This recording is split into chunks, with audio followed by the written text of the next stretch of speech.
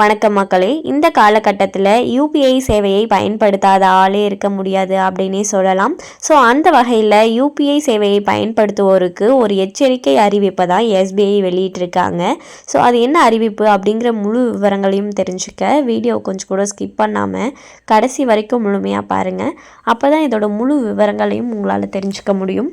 இதுதான் முதன்முறையாக நம்ம வீடியோவை பார்க்குறீங்கன்னா மறக்காமல் நம்ம சேனலை சப்ஸ்கிரைப் பண்ணிவிட்டு அந்த லைக் பட்டனை தட்டி விட்டுருங்க.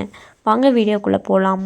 இந்தியாவில் முக்கிய நகரங்கள் முதல் துவங்கி உள்ளூர் சந்தைகள் வரை அனைத்து இடங்களிலும் யூபிஐ சேவையை மக்கள் பயன்படுத்தி வருகின்றனர். சிறிய பெட்டி கடைகள் முதல் பெரிய பெரிய ஹோட்டல்கள் வரை இந்த யூபிஐ சேவை பயனுள்ள வகையில் இருக்கின்றன. ஆனால் இந்த யூபிஐ சேவையை பயன்படுத்தும் போது மிகவும் கவனமாக இருக்க வேண்டும்.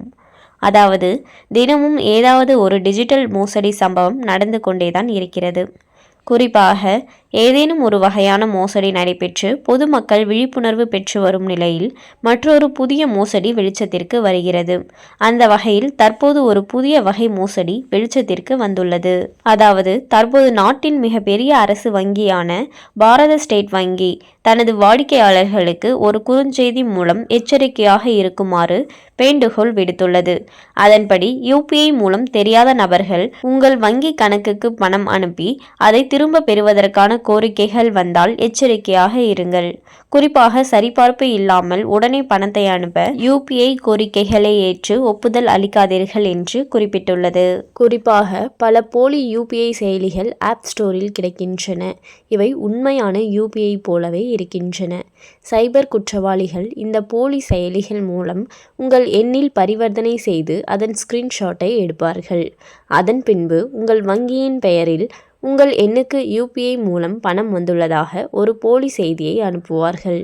அடுத்து இந்த குற்றவாளிகள் உங்களை அழைத்து ஸ்கிரீன்ஷாட் மற்றும் செய்தியை காட்டி யூபிஐ மூலம் உங்கள் எண்ணுக்கு தவறுதலாக பணம் அனுப்பியதாக கூறுவார்கள். அதன் பின்னர் சைபர் குற்றவாளிகள் தங்கள் யூபிஐ எண்ணை உங்களுக்கு கொடுத்து பணத்தை விரைவில் திரும்ப கேட்பார்கள். எனவே இது உங்களுக்கும் நடந்தால் கவனமாக இருக்க வேண்டும். அதாவது இது போன்று நிகழும்போது நீங்கள் எந்த அவசர நடவடிக்கைகளையும் எடுக்கக்கூடாது. அதுவும் யூபிஐ உடன் இணைக்கப்பட்ட உங்கள் வங்கி கணக்கை சரிபார்த்து நீங்கள் உண்மையிலேயே பணத்தை பெற்றுள்ளீர்களா இல்லையா என்பதை முதலில் பாருங்கள். ஒருவேளை உங்களுக்கு பணம் கிடைக்கவில்லை என்றால் நேரடியாக சைபர் கிரைம் ஹெல்ப்லைன் எண்ணை அழைத்து புகார் கொடுக்கவும். இதன் மூலம் மோசடியில் இருந்து தப்பிக்க முடியும். ஒருவேளை தெரியாத ஒரு நபரிடமிருந்து உங்கள் வங்கி கணக்குக்கு பணம் வந்தாலும் 15 முதல் 20 நிமிடங்களுக்கு பேங்க் பேலன்ஸை செக் செய்ய வேண்டாம்.